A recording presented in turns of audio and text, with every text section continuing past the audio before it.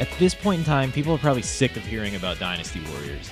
The team over at Omega Force has pumped out so many titles under the banner that you'd be forgiven for not knowing nearly half of them. Despite having played most of the Dynasty Warriors titles, a couple of the Warriors Orochi crossovers, and the absolutely wonderful Hyrule Warriors, I've still only played about 1/10 of the games in this series. Even so, many people will tell you that Dynasty Warriors 8 was probably one of the best games in Koei Tecmo's prevalent franchise. It contains swift, crunchy gameplay, a ridiculous amount of content, and full co-op support for every mode in the game. If you went for 100% completion, you were looking at spending at least 100 hours digging your teeth into its secrets. That title came out 5 years ago, though. Why is it only now getting ported over to the Switch instead of its successor, Dynasty Warriors 9? Well, for starters, Dynasty Warriors 9 is awful. Secondly, 9 barely runs properly on a beefy PC, let alone the underpowered Switch. Obviously, dialing it back to the last entry was a safe bet for performance, but just about anything could have gone wrong with this port. Thankfully, the Switch release of Dynasty Warriors 8 Xtreme Legends Definitive Edition, my god, what a mouthful, nearly lives up to its lofty title and is a good way to experience this high-octane action ROM.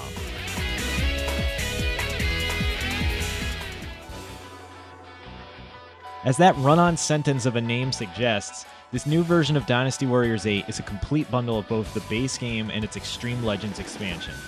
I've only ever played the original on PS3, so I was pretty blown away when I looked at the level select screen and saw a second campaign for each of the 4 main factions. Even without factoring in the unlockable hypothetical paths, you're looking at a staggering amount of battles to be fought. That could either be a blessing or a curse, but I really enjoyed Dynasty Warriors 8's combat, so I'm ready to dig in. The biggest thing I feared was shoddy performance. While the series started out targeting 60 FPS on PS2 hardware, that eventually gave way for prettier graphics and lower frame rates. As good as Dynasty Warriors 7 or 8 might be, one has to admit it was disappointing to see the speed drop. Both of those games also failed to maintain a locked 30 FPS and could drop to some obscenely low frame rates under duress. This new Switch port isn't a locked 60, but it runs a lot smoother than the last generation versions of Dynasty Warriors 8 ever dreamed they could. That being said, this is most certainly based off the PS3 and 360 versions of Dynasty Warriors 8. It may be sporting a higher resolution, what looks like a mixture between a 1080p HUD and possibly 900p rendering, but none of the assets have been changed from the older ports. I suppose this has more in common with the PC version than I was expecting, since that is very much the same thing. What you can expect is some pretty decent looking character models mixed with rather drab environments, ugly pop-in from distant objects, and some seriously ugly water. It doesn't take away from the sheer speed the game has, though, which helps elevate it beyond the outdated look. Even though this port isn't attractive, at least the gameplay doesn't suffer. The performance also holds true in co-op for the most part.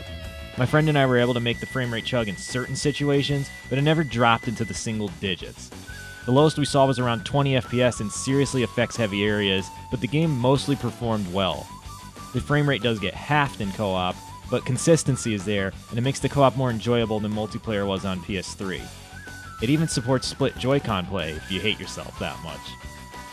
The main reason you might be picking this up is for portable play, and even that holds up. Slowdown can happen, but it seems to be even less frequent than dock play. I didn't get a chance to test co-op while undocked, but this is easily the best performing portable Dynasty Warriors game I've ever experienced. It kicks the crap out of the 3DS entries, and even runs smoother than Hyrule Warriors did on Switch. It can be hard to put down at times just because it feels so nice. In portable play, the graphics don't even seem to take any kind of hit. I suppose shadow resolution might be decreased, and obviously the game is now rendering at 720p, but any blemishes are hard to spot on the Switch's display. It isn't awful to look at on your TV, but it comes off looking nicer as a handheld title thanks to how sharp it is rendered. As for bonus features, the game ships with both the English and Japanese voiceover options available. I know this became a standard feature with the jump to next-generation consoles. English was even dropped in the series for a little while, but the last-gen versions required a separate download to get Japanese VOs back. At least now if you want the choice, it doesn't demand you jump through hoops to get it. Fully customizable controls are also a bonus, though you oddly can't change the button for activating your rage meter.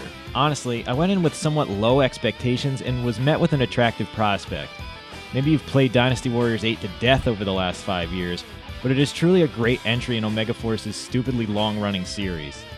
Taking all of that action on the go in an uncompromised fashion just ticks off every box for me. I'm sure others will feel the same way, especially since this isn't the vastly inferior Dynasty Warriors 9. So even though it is a bit late and might not really be worth the higher price, Dynasty Warriors 8 Extreme Legends Definitive Edition gets a hearty recommendation from me. It may not be the absolute best way to experience this title, but it is most definitely the best portable hack and slasher around. Also, Lubu on the go is incredible.